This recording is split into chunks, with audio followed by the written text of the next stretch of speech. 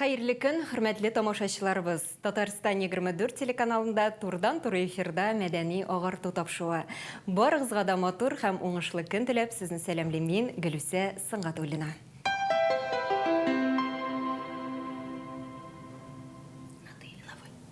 Мәшһүр әдибебез Габдулла Тукайның тууына быел 138 ел була. Улуг шәхесебез белән бәйле әсәрләрне сана бетерлек түгел. Алар элек тә язылган, бүген дә языла һәм киләчәктә дә язылачак. Бу көннәрдә Тукай турында яңа спектакль туарга тора. Бүгенге әңгәмәбез шуңа нигезләнер. Спектакльгә пьесаны шагыйрә Резидә Гобәева язган. Һәм ул бездә бүген кунакта. Хәерле көн, исән Резидә, хуш килдегез. Biz sizni күрергә бик шатбыз. Икеләтә дә шатбыз, чөнки әле сез безнең хезмәттәшебездә. Бик рәхмәт. Шулай бик шатырып башлыйбыз, әйбит. Аллага тапшырып башлыйбыз. Һәм инде әлбәттә тамашачыларыбызга тагын бер кат искәртеп узасы килә. Безнең тапшыруыбыз турдан-туры эфирда бара. Әгәр дә сезнең кунагыбызга сорауларыгыз бар икән, безгә шалтыратыгыз. Студиябызның телефон номерларын сез хәзерге вакытта экраннарда күрәсез. Резидә әңгәмә безгә күчкәнче башта сюжет карап үтәргә тәкъдим итәм. Безнең хәбәрчебез сезнең хакта бик матур сюжет әзерләде. Бергәләп карыйк әле. Игътибар экранга. Студия безнең бүгенге кунагы телеканалыбызның туган тел тапшыруы мөхәррире, шагыйрә, тәрҗемәче, сценарист, күп санлы җырлар авторы Резидә Гобәева. Резидә Балтач районы Арбор авылы кызы. КДУның татар филологиясе бүлеген тәмамлаган. Кечкенәдән язучы яки шагыйрә булырга хыяллана. Төннәр буе китаплар укый, көзге каршына басып шигырьләр сөйли, үзен интервью биргән сыман күз аллап хыял диңгезендә йөзә. Бүген Резидә үзен төрле дәрәҗәдәге чараларга сценарийлар язу өлкәсендә сыный. Балалар өчен әкиятләр, шигырьләр иҗат итә. Һәм әлбәттә, телеканалыбызның иң милли тапшыруы туган телебез бай, иҗади һәм кабатланмас булсын өчен үзенең бәхәссез зур өлешен кертә. Менә шундый матур шәхесләребезнең берсе Резидә Гобәева күргәндәй булдым. Рәхмәт. Менә шундый сыклангыч шәхессез. Резидә инде әңгәмә безгә күчсәк, чыннан да инде Тукайыбыз турында бик күп сөйләнде дә, инде бик күп язылды да, һәм димәк, сезнең бер әсәрегез сәхнәгә менәчәк. Шунысын да әйтеп бетәргә кирәк, ул инде пролог рәвешендә бер тапкыр тамашачылар хозурына тәкъдим ителгән иде. Димәк, инде хәзер сез аңа яңа сулыш ирдегез, яңа күзлектән карап, инде спектакль дәрәҗәсенә кадәр күтәрдегез. Һәм менә мин беләм, сез әлеге эшегезгә бар күңелегезне салдыгыз, һәм бик күп эзләндегез. Менә шушы эзләнүләр барышында нинди тәэсирләр алдыгыз үзегезгә һәм Тукайны яңа яктан ачып булдымы? Шуннан да менә Тукай турында күпме генә укысаң да, аның турында яңа әйбер белергә мөмкин. Чөнки Тукай, менә ничек дип әйтим икән, ул шундый шәхес, без кешеләрне гадәттә ничектер бүләбез бит инде, яхшы кеше, яман кеше, усал кеше, әйбәт кеше дигән кебек, бәлки бу балаларча бүленештер инде, әйме. Ләкин шулай да без өйрәнгән кешене нидер характер ягыннан төрле ниләргә бүлергә. Менә Тукай үзендә, миңа калса, ул кешедә була торган бөтен сыйфатларны туплый алган. Истәлекләрне карасаң да, бер кешенең истәлеге буенча ул бер төрлерәк, икенче кешенең истәлегендә ул бөтенләй башкача ачыла. Бу шул кеше турындамысың дигән сорау туа. Шуңа күрә аны өйрәнергә, күпме өйрәнгән сайын, күпме укыган сайын, аны үзеңә яңача ачасың. Һәм ул һаман кызык ягы белән, тагын да яңарак яклары белән ачыла бара. Миңа Тукай шәхсән менә үткен телле булуы белән бик ошады. Ул чыннан да тормышның кимчелекләреннән бик аш итеп көлә белгән, үз-үзеннән көлә белгән кеше, ул инде тормышка ачык карашлы кеше, анык карашлы кеше теге. Читләрнең дә көлгәннән үпкәләмәгән, ничектер кабул итә белгән. Шул ук вакытта ул йомык кеше. Менә кемнәрнеңдер истәлекләрендә ул артык йомык. Һәркем белән аерым төрлечә ачылган. Ләкин менә әйтәм бит, шаярган күп дип әйме. Шул ук вакытта менә мин укыганнан соң шундый фикергә киләм. Тормышта бик күп шаярган, көлгән кешенең күңелендә гадәттә тирән сагыш яши. Менә шушы сүзләрегезне искә төшереп бетмәкче идем. Ялгышмасам, ниндидер интервьюгызда әйткәнсез, чыннан да бик матур сүзләр. Һәм миңа калса бик урынлы да кебек. Менә без бит инде Тукайны балачакта чыннан да инде бер төрле итеп күз алыйбыз. Инде аның тормышы белән танышкач, әсәрләрен укып чыккач, ниндидер башка төрле күз алу барлыкка килә. Менә сез бүгенге көндә аны бик тирән итеп өйрәндегез. Шулай да ниндидер каршылыклы фикерләр дә тулмадымы? Тирән дип, миннән тирән өйрәнгән кешеләр дә күптер инде. Мин теге махсус шуның белән шөгыльләнгән кешеләр янында бәлки мәгълүматсызрактыр да, алар белән чагыштырганда. Ничек булды әле сорау? Менә ниндидер каршылыклы фикерләр. Каршылыклы фикерләр. Менә бит әйттем бит, менә моңа кадәр да әйтеп үттем, аның характерын түгел генә менә нинди кеше булган, ул аның характерын түгел генә биреп булмый кебек. Ләкин менә мөнәсәбәтне белдереп була. Бәлки каршылыклы фикерләр безнең спектакльдән соң туар тамашачыда. Чөнки без Тукайны кичкенәдән хайкәл итеп күрергә өйрәнгән. Менә Тукай түбәтәй киеп, матур Тукай басып тора. Һәм әгәр дә Тукайның фотосурәтләрен карасак, үткәннән калган ул күзлектән дә фотолары бар, иске киемнәрдән, бәлки аяк киемнәре бик үк теге пөхтә дә түгелдер. Менә шундый фотоларын караганда теге фотоны куясың да, булар икесе бер кеше микән? Каршылык бәлки без кабул итәргә өйрәнгән Тукай һәм чын Тукай. Ул бит инде яшь егет булганында, 20-25 яшьләрдә ул нәкъ бүгенге яшьләр кебек. Аның теге үзенең ниндидер кимчелекләре белән, үзенең мактаулы яклары белән, нәкъ хәзерге яшьләр кебек. Ул чыннан да һәйкәл булмаган һәм менә шул каршылык, ниндидер каршылык дип атасак инде.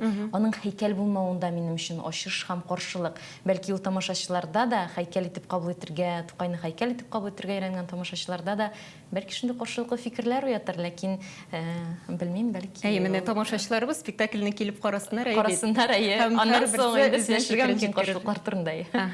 Менә чыннан да Тукай инде ул безнең горурлыгыбыз. Менә шушындый зур шәхеснең тормыш юлы турында, аның иҗаты турында пьеса язарга алыну куркытмадымы? Бу бит инде зур җаваплылык да. Әлбәттә куркытты, мин әле һаман да куркам. Чөнки Тукай теге безнең чын мәгънәсендә халык шагыйре, халык язучысы һәм аңа алыну бәлки ул ниндидер уйланылган адымда түгелдер, төпкә кадәр уйланылган адымда түгелдер, чөнки тирәннән уйлап эшләсәм, бәлки аңа алынырга куркыта чыннан да. Ләкин ул үзеннән үзе килеп чыкты. Менә узган ел без опера балет театрында Тукайның туган көненә эшләгән кичәдән соң режиссер ул вакытта Айдар Җаббаров иде. Айдар инде күптән Тукай турында ниндидер шундый спектакль эшләргә хыялланган булган һәм безнең ничектер бәлки тандем барлыкка килде, ниндидер фикерләребез туры килде, күз аллауларыбыз туры килде. Шунда ук біз бик Тукай турында укып бик нык рухландык. Һәм менә анда ниндидер спектакль формасында җыярга тырыштык. Без ул кичәне театралештерелгән ул. Һәм безгә бик күп фикерләр килде. Сез моны спектакль дәрәҗәсендә үстерегез, моны спектакль итеп күрсәтергә кирәк дигән. Һәм безнең Камал театры аны хуплап алды. Ул үзеннән үзе юк дип әйтерлек арада, юк дип әйтерлек сулыш алырга да вакыт булмады, кем әйтмешли, үзеннән үзе туды. Менә ничек килеп чыгар. Алла берсә барсы да әйбәт булыр. Менә Тукайның замандашлары хакында да сөйләшеп үтик әле. Менә алар да бит инде чыннан да билгеле, күренекле шәхесләр. Менә сәхнәдә кемнәрне күрә алачакбыз? Тукайның замандашларына килгәндә чыннан да менә 20нче гасыр башы ул ниндидер зур шәхесләрнең күләмләп килгән чоры. Табигать ул шундый бер, һәрбер чорда кирәк вакытта шәхесләрен тудыра. Ул шәхесләр туу процессы соңрак та кабатлана. Тукайлар заманында бигрәк тә менә безнең мәдәниятебезгә, әдәбиятебезгә, сәнгатебезгә нигез салган һәр өлкәдә, театрда булмасын, язучылар булмасын һәм башкалар сәнгать эшлеклеләре дә, галимнәр дә дип әйтик инде. Менә туган чыннан да Тукайны Алескар Камал, Фатих Амирхан, Сүнчәләй кебек зур шәхесләр биләп торган. Алар аның белән бик якын дус булганнар. Гариф Латиф дигән журналист бар. Ул еш кына Тукайның өенә кунакка килә торган булган, аның зур истәлекләре бар. Истәлекләреннән караганда замандашлары Тукайны шул кадәр яраталар. Алар аны менә ничек әйтеп тоялар кебек миңа. Без Тукайны замандашлары аша ачабыз. Бүгінге қадар олар ошашабыз. Исемдә калганнардан тыш инде. Менә узган елны пролог күрсәтелгәннән соң Фатих Әмирхан образы җитеп бетмәде дип язып чыктылар. Фатих Әмирхан әлбәттә, ул анда әйтелеп кенә үтелә. Зәйтүнә белән сәхнәсендә Фатих абый җибәргән иде дип исемнәр генә әйтелә. Ник? Чөнки Фатих Әмирханның монда коляскада булуы белән аңлатыла. Безнең сәхнә шортлары коляска белән бирерлек түгел иде. Ул бит инде аңласагыз барбер концерт варианты. Һәм концерт вариантында бик тиз переходлар, бик тиз күчешләр, һәм без шуңа Фатих Әмирханны бирүдән тыелып калдык. Алар күрешкәндә инде Фатих Әмирхан паралич суккан була, ул үз аягында йөрми торган була. Безнең спектакльбездә әлбәттә Фатих Әмирханны күрергә мөмкин, ул төп геройларның берсе буларак гәүдәләнә. Менә Фатих Әмирханны искә алганбыз икән инде. Шундый бер истәлек тә бар. Габдулла Тукай үлгәннән соң аның йөзеннән гипс битлек төшереп алалар. Бу инде чыннан да менә әлеге битлек Фатих Әмирханның йортында саклана бит инде. Менә инде бу чыннан да аның тугры дус булуын күрсәтә торгандыр. Менә Тукай үз чиратында чын дус була алган микән? Фатих Әмирхан турында әйтсәк, Фатих Әмирхан чыннан да Тукайның иң якын дусларының берсе. Ул аңа Тукай үзе дә Фатих Әмирханга айрым мөнәсәбәттә була. Нәкъ менә бүтән дусларына ачмаган күңелен ача ул аңа. Яки эндәшми. Гәрчә алар ничектер капма каршы кебек Тукай таркаурак йөргән, Фатих Әмирхан чын аристократ, ул һәрвакыт спай, пөхтә, бәлки кешеләргә тәнкыйтьче дә әле, кешегә тәнкыйть күзлектән карый торган, Тукайга еш кына киен инде, матурлан инде, ясан инде дип тәнкыйть сүзләр дә әйтә торган була. Ләкин шул ук вакытта Фатих Әмирханны ул үзенең фикердәшенә саный, иң якын фикердәшенә саный. Һәм иң соңыннан әле соңгы күрешүләрдә Кләшкин кунакхана больницасына киткәндә дә кунакханадан нәкъ менә Фатих Әмирхан белән кереп саубуллаша. Алар күрше бүлмәләрдә яшиләр. Фатих Әмирханның истәлекләреннән дә Фатих Әмирхан ширгә сабыша Тукай үлгәннән соң. Ул ширләп ята, бик сак урын өстеннән тора алмыйча.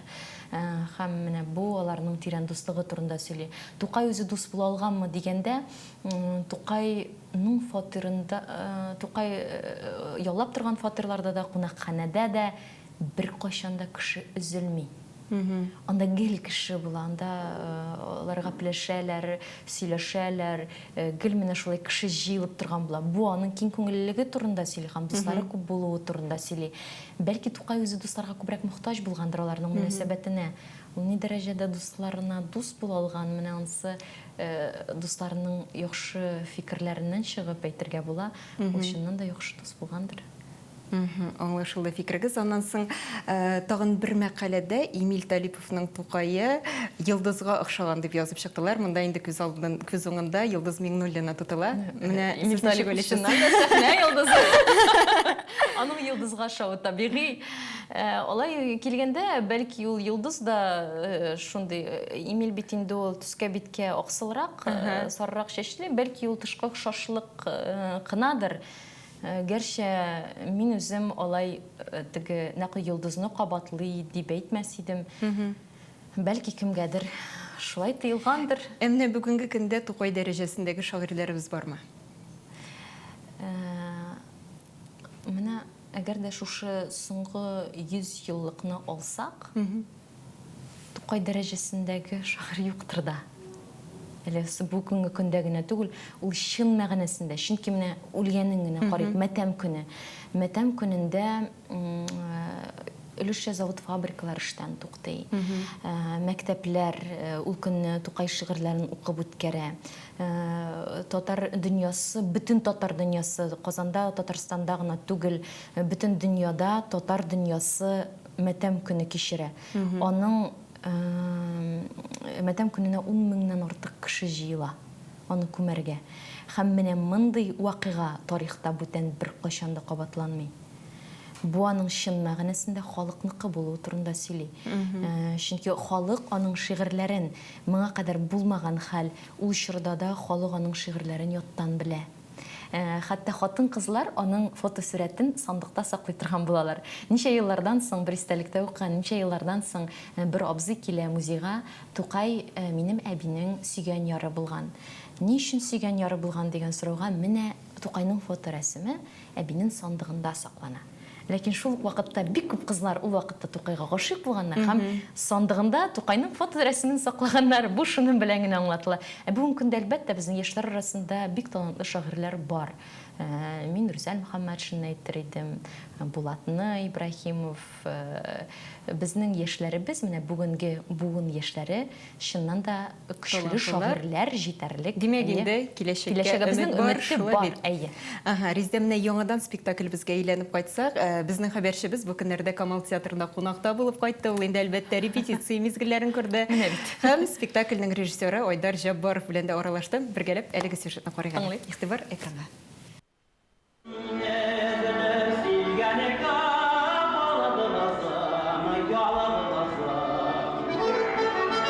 Камал театры зур шарага Абдулла Тукай белән бәйле яңа спектакль әзерләнә. Әсәр Казанга Тукай кайткан дип аталачак. Пьеса Резида Гобаеваныкы, режиссеры Айдар Җаббаров. Ирада Хафизянна тәкъдим иткән иде былтыр Тукай премиясе лауреатларының кичәсен эшләргә инде. Менә шунда беренче тапкыр Резида белән таныштык. Менә шулай эшли башладык. Шулай җиңел бер-беребезне аңлыйбыз, шулай шундый рәхәт эшләве. Бергә утырабыз, чәй эчкәндә шулай аралашабыз. Ниндир мин үз фикерләремне әйтәм, ул күбрәк бәлки тыңлыйдыр. Һәм шул кинәт бер төн эчендә, бер-ике төн эчендә ул уже миңа иртә белән җибәрә, ул без сөйләшкән әйберләрне уже шулай матур диалогларга көчле иттереп язып җибәрә шул бер төн эчендә. Үз башы салган вәләкин шикәнә, су салырга тәнгә, чөнки ширкәнә. Бер куя җиргә чиләкне, бер тота, нишләсен мискин, суык су куркыда. Безнең Тукай, безнең спектакльдә инде ул аны ничектер шулай тере күрсәтәсебез килде. Төрле вакыйгаларга очраган, аның дневникларын укып, төрле кеше белмәгән, кеше теге масса, ну теге широком формате кеше белмәгән вакыйгаларны чыгарып, шундый ул кызыклы вакыйгаларга да дучар булган инде, төрле шундый трогательный әнисе белән очрашу, шундый бер минем иң яраткан сәхнәләрнең берсе бар. Төрле анда Зәйтүнә белән мәхәббәт линиясе бик минемчә бик ничектер шулай дөрес материаллар табып эшләдек инде.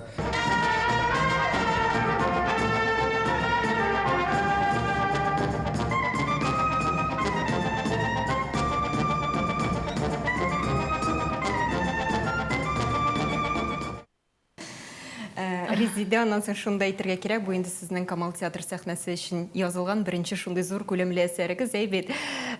Һәм тагын шунда әйтәсе килә, менә иҗат кешесе ул бит инде һәрвакыт үсешкә омтыла. Менә үсеш өчен әлбәттә инде аңа игътибар итүләр дә кирәк. Менә шуннан чыгып сорыйм әле, менә сез Айдарның үзегезгә карата ышанычын тойдыгызмы? Бу ярдәм иттеме сезгә? Айдар бүгенге көндә иң талантлы, иң востребованный дип әйтик инде режиссерларның берсе. Казанда, Татарстанда гына түгел, Россия күләмендә танылган режиссерларның берсе. Ул шулкадәр фикерле, шулкадәр беләсезме, Айдарда миңа нәрсә ошады? Айдар ул чын мәгънәсендә эшләгән эше белән рухлана һәм эшләгән эшенә 200% ышана ул. Ышана һәм сине ышандыра белә. Ниндидер менә кабыза ул, менә утны кабыза белә, ул чын мәгънәсендә кабыза белә. Мин үзенә дә әйтәм, мин синең белән эшләгәндә, мин башка кешегә әйләнәм. Минем фикерләрем үзгәрми, фикерләүем үзгәрә.